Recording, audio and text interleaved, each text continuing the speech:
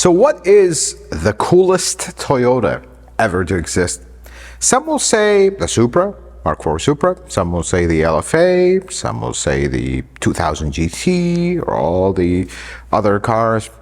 I disagree. The coolest Toyota to ever exist and the most iconic model is this one.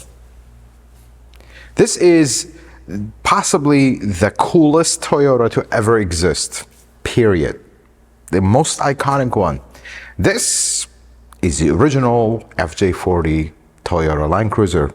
And in my opinion, it is just a Hall of Famer. This look, the purpose of this car when it was made, and how it fared over the years, it's just, it goes back to the roots of Toyota. We make a reliable car that is basic, that is not meant to make any shows stop, but it's just amazing. This is that car. And in today's video, we're going to do a proper tour around this, because now in 2025, when we have all the spaceships with 4 wheels, all of a sudden looking back at this, it's like, wow, we've come a long way. We definitely came a long way. Let's get started with the video. We're going to do a proper tour around this. What a beautiful car.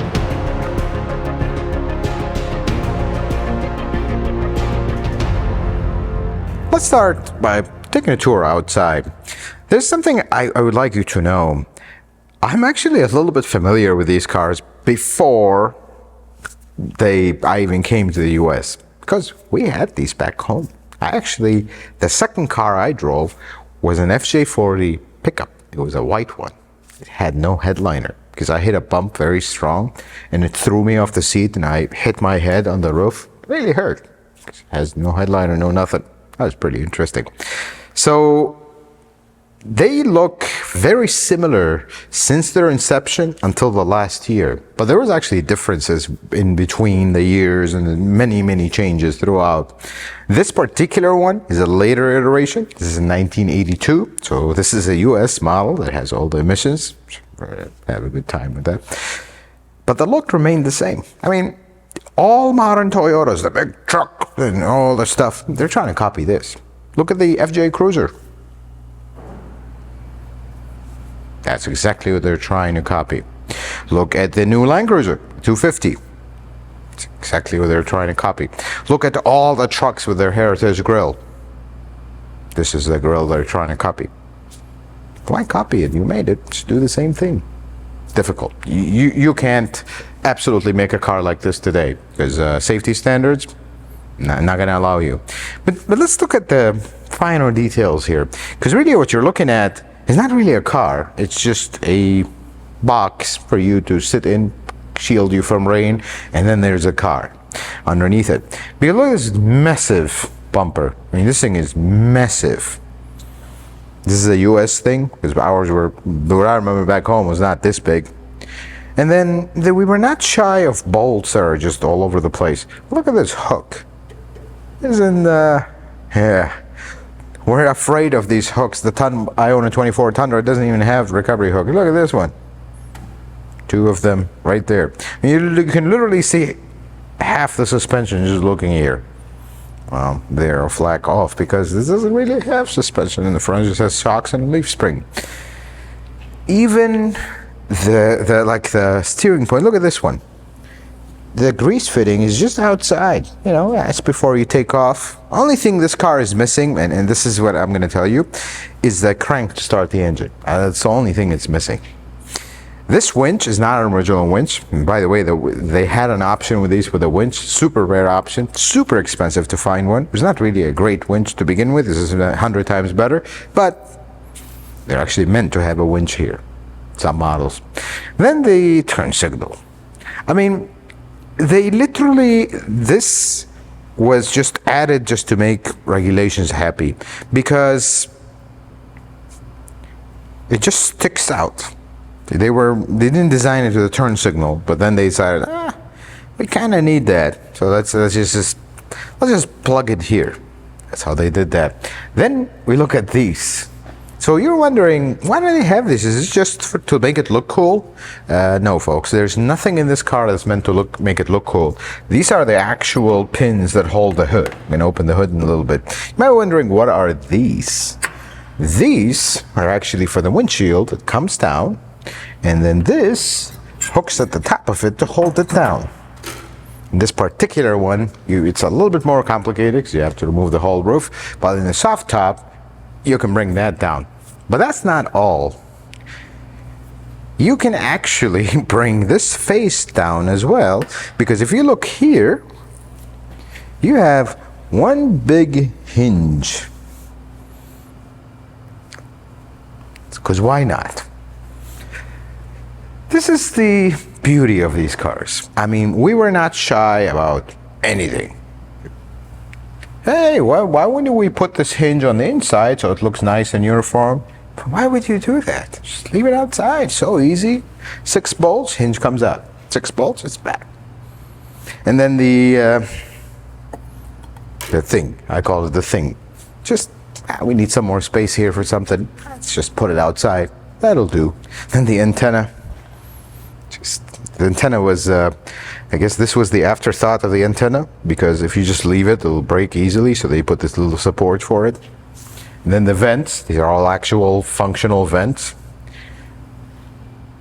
And then back in those days, so this is the best part about the FJ40, it does not have climate control per se. So it didn't have AC, didn't even have heat, technically. It just has a little weird thing that pulls from the engine bay and warms up the cabin. So this was the air conditioning. So I'll show you how this works. You just pull this out, and that brings a lot of airflow here up into the cabin. And then if you pair it with this glass, which does this, I remember how to open it. There we go. See, I still remember. That's all you need. Now you have such a strong wind coming through the car when you're going supersonic at 45 miles an hour. That's all you need. Simple, right? This is a beautiful thing. That's what I say, the simplicity of these cars. They're extremely simple. Let me close this one. And then strange to me still, the roll cage. We'll look at that when we look inside. That's a US model thing. We didn't have that. And then of course, it's the 80s. Unleaded fuel only. Although you can probably run this on leaded fuel. Saying it out there. Then this is another US model thing. The side marker in the back, that was a regulation. And then we look at the back. I mean, this is where things get to the next level. There's no bumper per se. That's part of the frame at the bottom. This is another strange thing that I think that's a US thing. They have to have a reflector in the back. We don't have that, just this. If you want to change the lights, just take the screws and there we go. This was a very interesting moment where Toyota writes Toyota on their cars in a specific lettering. And of course, I love how the most important thing is 4-wheel drive, not the Toyota. That's, make sure this is the most important part. And there's, I mean, tell me this is not the most over elaborate thing and it's total afterthought, because these are the license plate lights. Well, the car was not designed with these. They were just added on later for regulation. Hey, but the hinges are exposed. This one has the special, if you try to take these off, have fun, because these are the Japanese bits. If you don't have them, you're going to strip them out, and yeah. Spare tire right here. That's best place for it, because there is no space inside. I suppose let's get starting with our tour inside, which is this spare tire. You have to move it to the side. It's also mounted straight on the body. Open this door. And then open this door. Look at that. It's a 2-seater. Well, there are models that are longer that have 4, but it's not actually a 2-seater. Look at this. Doesn't this remind you of an old military model? So you pull this, then you pull the strap. You have to open this. There you go. What is just the strangest thing to me, because I've actually been in the back of these, just rolling around, hitting my head on the roof. This has a seat belt, because this is a car from the 80s. This is where we started. It's a lap seat belt. But it has a seat belt. That is a sight to behold for me, because the one I remember driving doesn't even have seat belts in the front. So there is that. Pretty roomy. And the best part is, so this particular one has some dynamat, or however you want to call these. They didn't have anything. This was just like that. Because why would you need stuff? Of course, like every Land Cruiser, you have to have parts in the back. That's part of it. That is definitely part of it. And this one, another thing, as we make our way inside, has a headliner. I'm very surprised when I saw it. This one does have a headliner. I believe that was added on because I see all the sloppy glue here, or at least it was replaced. But I know the later ones, some of them did have something for the headliner. It's interesting. Yep. What a beautiful car. Let's take a look at the inside. This is where things are different.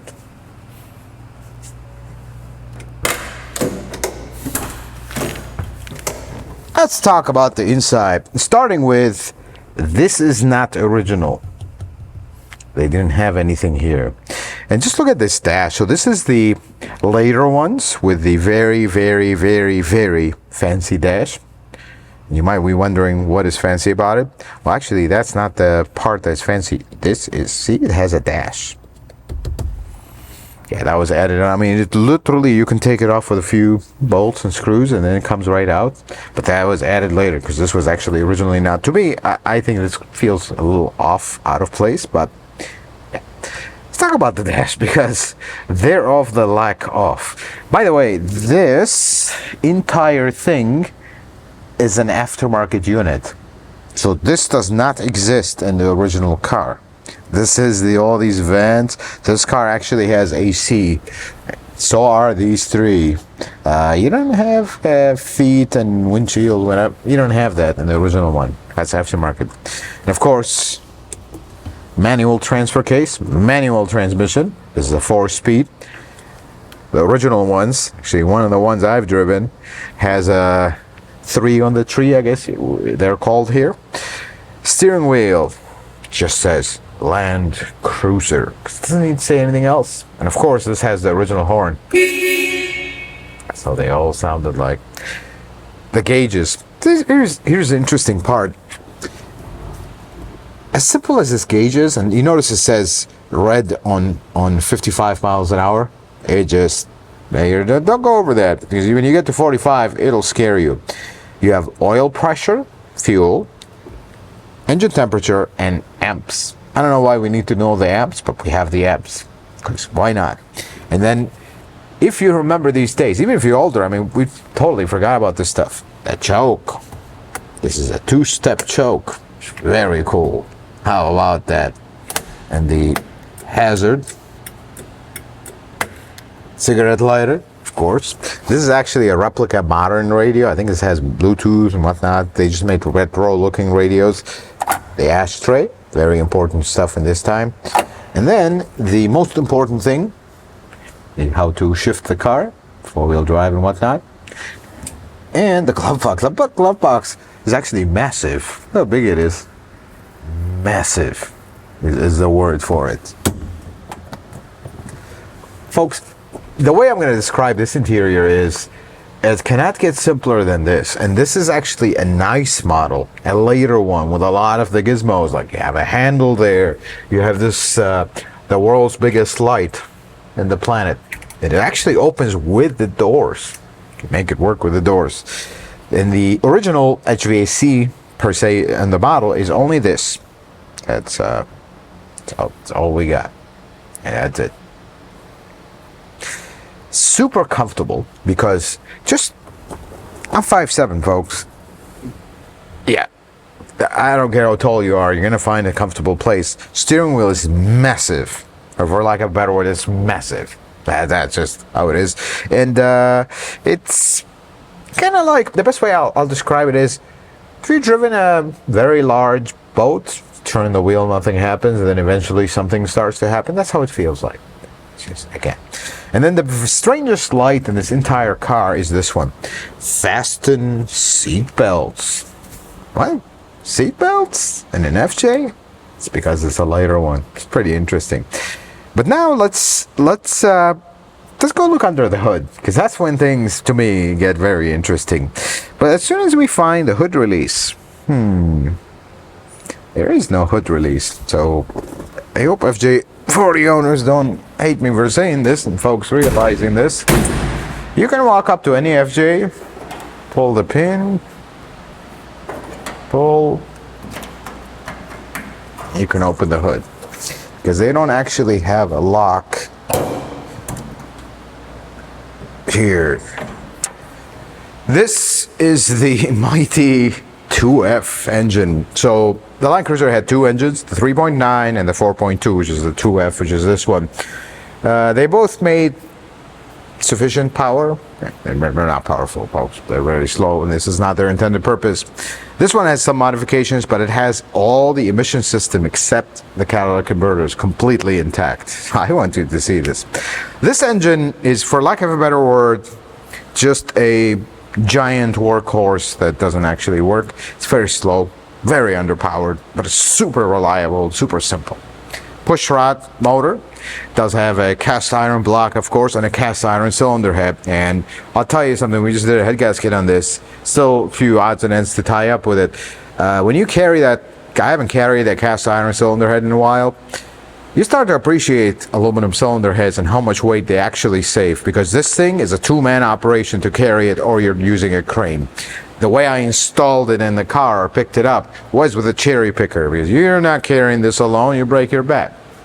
That's, although mechanics back in those days did do that. It's a bad idea, but that's how it is.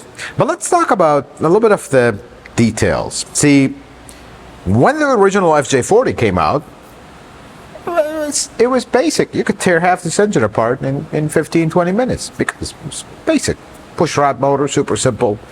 Carburetor, super simple. You just pull everything out, very simple. Except when the late 70s and the 80s, in the US at least, the emissions stuff came about, and things are, rudimentary doesn't even put it lightly. They were trying to solve the most simple problems in the most complicated ways, because they were doing it in a rush. And you have an engine that's simply not emission compliant, and you're trying to make it emission compliant. So this has EGR, this has secondary air injection, and this has so many other little stuff that completely redundant today. Let's take a look. I just want you to see what I like to call a mess of vacuum hoses. Look at this. I want you to observe this. Yeah, the next time you tell me old cars like this are not complicated, yeah, we need to have a talk. Maybe you should look at this. This is a mess. And you know what the best part is? This entire mess of vacuum hoses and valves and this and that does absolutely nothing. A computer from today will make a mockery of this in a split second. That's a reality. Folks, we've come a long way with cars. And this is the proof of it. This is such an antiquated system that, yeah. So if we look here, down here, got a little air pump. This air pump is a secondary air pump. It makes air, and then that air goes around, and then there is a rail, somewhere where there is a rail, that pumps air into the cylinders to, help until the catalytic converter warms up, which still does absolutely nothing. And then you do have, if you look all the way here, like right in this area, you see this and all the piping and all that stuff. That is the EGR. That's basically what this entire complicated contraption is doing. That's basically it. So if you look here, this is my favorite part. Look at these pipes. Look how many of them are there. They go here, then you have two heat vacuum switches or temperature vacuum switches, VSVs. It's over the top, is the word. I've worked on a non-emission, like an older one or one from back home. Super simple. You could take the car, you could take everything, you could take the cylinder head in like 15, 20 minutes, literally. There isn't anything. Pull the car, pull the manifold, valve cover, cylinder head. And that's all it is. This took a while because the nerve-wracking part is this is a collector car. You can't just cap stuff and throw stuff. You want everything to work the way it was intended. So routing all these vacuum hoses with an old manual that is half faded, that was not fun. And then this has, because it's a push rod motor, it's a two valve motor, it has intake and exhaust on the same side. So the manifold was very strange. It has a lot of things attached to it from the EGR, whatnot. That was interesting.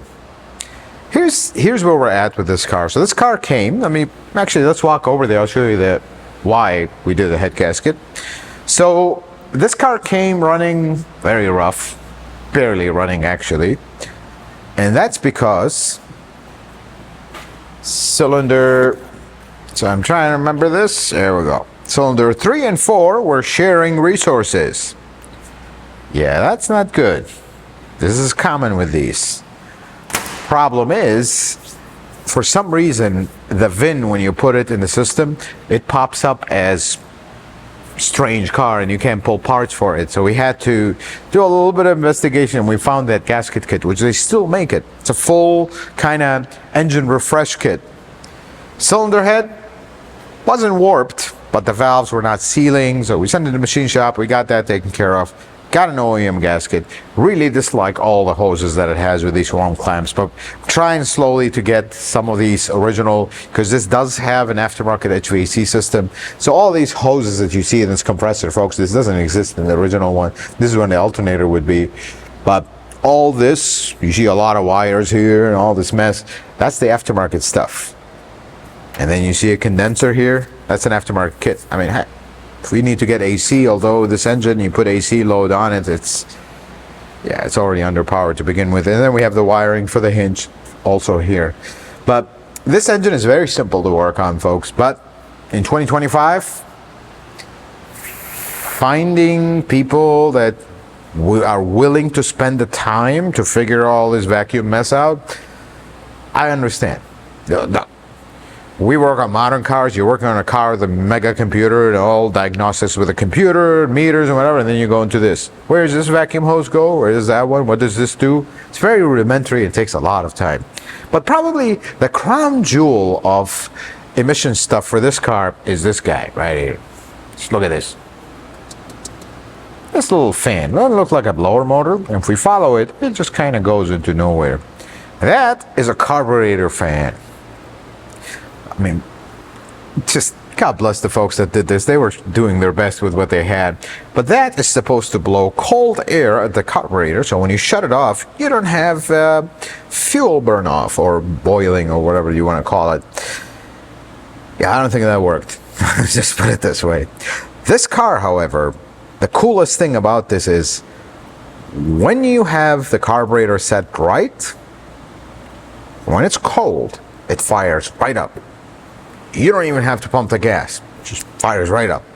This is the one good thing about these. That's part of, I think this is what made these cars popular back in that day, because no car would start when it's cold. Carburetor, it's a fight. This one started right up. And it still does. This carburetor is actually tuned perfectly. We didn't really have to do much, very little adjustments.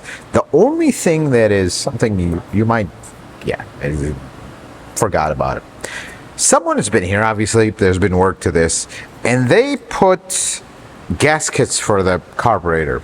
This particular model has a little shield underneath the carburetor, heat shield, and then it has a little, block.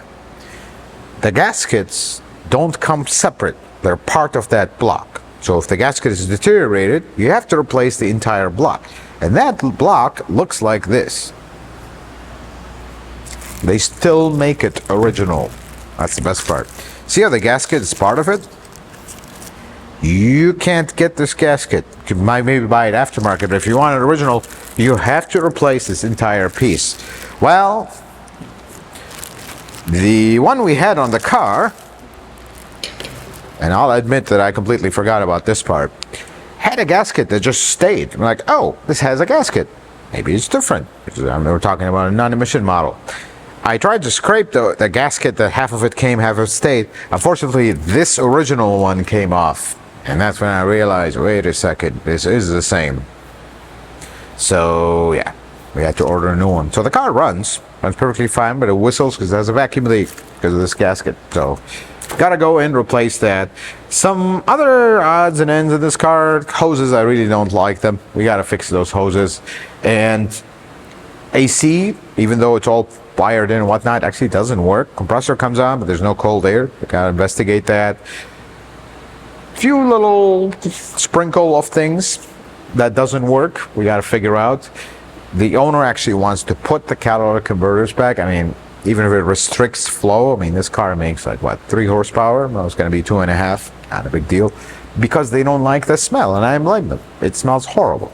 You want to enjoy a car like that, you start in your garage, your entire house smells like gasoline. That's the reality of these old cars.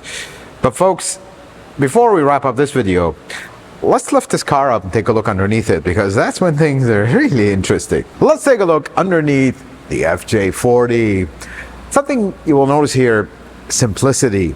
Simplicity and things you will not see in other cars. First, solid front axle. You don't have, CV joints or whatnot, although you kind of sort of do. Talk about that. But it cannot be simpler than this. Leaf springs on the front. That should tell you everything. Look how simple they are. Everything is wide open.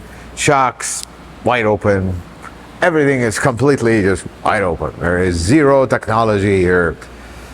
Wait, where's my ABS sensor? Right? Yeah, there is no ABS. And then the typical Land Cruiser stuff. The oil all over the brand new wheels from the knuckles. That's very typical. The axle seal's leaking. This is one of the things we're doing to this. Is the knuckle rebuild. Can they be more simple than this? I love it. Because everything is wide open. A little bit of rust. Nothing over the top. This is, folks, these cars rust pretty bad. This is nothing. This is actually a rust-free example. Now we come here. Here's the interesting thing about the FJ40. The front drive shaft is longer than the rear drive shaft. That just tells you the whole thing. And the reason for that is this big block 2F, as we call it the big block, because it used to be a 3.9, is massive. I mean, just it starts right here. Here's the crank. It ends here. This is the whole engine. It's inline 6, and it makes just over 100 horsepower. Doesn't feel like it, but yeah, not a powerful engine. Then the transmission, very strange, cast iron body transmission. This is a 4-speed. You don't have a lot of cast iron body transmissions today, and by that I mean none, because it's extremely heavy for nothing. Transfer case, of course, this is 4-wheel drive. It's like the most important thing about this car. Manual transfer case, it cannot be more manual than this one. Of course, speedo cable, for the youngest out there, that's how we used to get speedometer. Fuel tank, not really a big fuel tank, it's kind of, I don't know, L shape, kind of, sort of. Pretty interesting. Here's the strange stuff about this time. So this is like emissions country. Let's put it this way. This is when they clog these down. So catalytic converters are gone on this car. But yeah, they didn't do anything to begin with. But somebody who removed these had a temperature sensor on the catalytic converter. They just put it right here. Isn't that something? That's actually not how it's supposed to be. That's supposed to be mounted on the exhaust itself, but that works. We look at the back here. I mean, again, can it be more simple than this? Well, look at it. There's no electronics, no nothing. It's just a rear end. But you know this is a real off-road truck. Look at the vents. This is factory, folks. It goes all the way up. So you can go in water and not even worry about it. Isn't that something? Giant drum brakes in the back, of course. This has the premium disc brakes in the front. This was an upgrade later on as they got more modern. But this rear end is different than other Toyota models. Like, we're talking about the modern stuff because they still use a similar design. First, it's still the whole differential comes out this way, but this one has a cover in the back because these axles, you actually have to take the cover off, pull the little C-clip, and then the axle comes out. So something about this style, if you grab the wheel, and the wheel actually moves this way and this way, that's normal. It's, yeah. Let's put it this way. This car was not meant to go over 55 miles an hour. And in the gauge, you'll see the red 55 miles an hour. So stuff like that doesn't affect functionality. Let's go back and talk about one thing. Oil leaks. I mean, you look at this, it is basically leaking oil from everywhere. That's just. But let me tell you one thing about these. Unless you just finished restoring everything and it hasn't been 6 months, then you will have a leak-free one. Folks, this comes from a different era. Nobody cared about oil leaks. It's just cars leak oil. That's the norm with these. You can fix all the oil leaks. You give it 6 months, something will spring up. That's just how it is. So transfer case, small seepages here and there, transmission, of course, engine, of course, rear main seal, it's notorious on these, and then the steering gear, a little bit, nothing over the top. You want the oil to be lubricating everything and just keeping everything oil rust free and whatnot. That's just how these are, folks, different times. But here's something that we're gonna need to fix. I remember when the owner of this car brought us the car, parked it outside, it was running horrendous. Parked it outside, came inside, we talked, then I looked back, there's a trail of coolant coming out of the car. I'm like, is this thing overheating? It's like, no, I'm wondering why it's leaking, but I haven't driven it in a while. We actually finally, at the time, I'm like looking, where is it leaking from? I thought it was a radiator. I found it. There it is. That's our mysterious leak. See it? This hose is leaking from that, of course, warm clamp. Fortunately, with a car like this, I'm going to try to get him OEM hoses, or at least OEM clamps, and we use some good quality hoses, but we'll see, because this car unfortunately had green coolant. I understand that. We want to put red. So I may end up draining the coolant again, just to get rid of any of the remaining green, because you can't get rid of all of it at once, but very simple cars, folks. Working on these, very simple. But you have to use original parts. And we go back to the same thing even with these. This is possibly the top heritage car for Toyota. This is the most iconic Toyota, and they know it. That's why this is at the top of the heritage program. You have a lot of parts available. I mean, we were able to get a head gasket kit for this OEM. It's available. And then I love this part. See, back in these days, everything was about function. Look at this reinforcement on the oil pan, so if you hit it, you're not going to dent the oil pan immediately. The build quality is the next level. Now, half of this stuff is completely obsolete, doesn't work in today's standards, because if they make a car like this today, nobody will buy it. Because this is one of those cars that don't drive one if you like them, if you're into modern cars, because they don't drive well. It's an old cruiser. It'll put a giant smile on your face, but you hit 45, you're really gonna get scared. That's just how they are. They're not meant for that. Folks, the FJ40 is it. This is the most iconic Toyota, the most coveted, the most important one. For a simple fact. This is when Toyota discovered, wait a second, we're about building simple, reliable cars. Not fancy, not competing with this and that. We just do simple, reliable. This is when they discovered that they can actually do that. Because when it comes to the FJ40, back in the day when it was new, and today, although they're older, they're very reliable because they're very basic. There isn't much to them. They're not gonna push the limit. The engine is super relaxed. The transmission is super relaxed. You can't take it to high speeds. So everything is extremely reliable. However, this is where we're going to have a talk. These cars are reliable because of how they were built and the parts that were used. You go aftermarket this and upgrade this and do this and that, and you're going to have constant problems. Now, I understand FJ40 owners usually love to work on their cars, so maybe that's why they want them to break all the time, so they can be always, spending time with the car, working on it, because that's part of the experience. But if you want them fixed right, fix them with original parts. I understand you can't get everything, but there's a lot of parts for these folks. This is the most iconic Toyota, the kind of the top heritage car. And GR Heritage parts are very heavy in parts for these. I mean, they make some stuff that's just like, oh my God, I can't believe you can buy this new for this. You can. Parts are very available. I mean, that part under the carburetor, I would never believe you can buy it brand new. You can. You can buy a lot. You can get a whole engine kit for this car. You can get a lot of the stuff that you would never think they're available. They are available. This is probably one of the most supported cars by Toyota today. These cars are expensive, folks. Of course, they're beautiful. But I'm going to give you this little final heads up.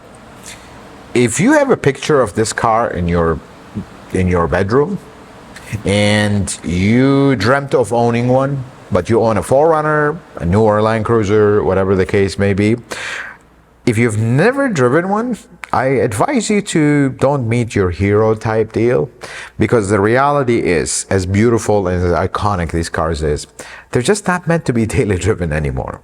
You drive this is a hazard on the road. That's the best way I'm going to describe it, because first, they don't go very well over 55 miles an hour, and those that disagree, you are brave. That's all I'll tell you, because they were not meant to do that.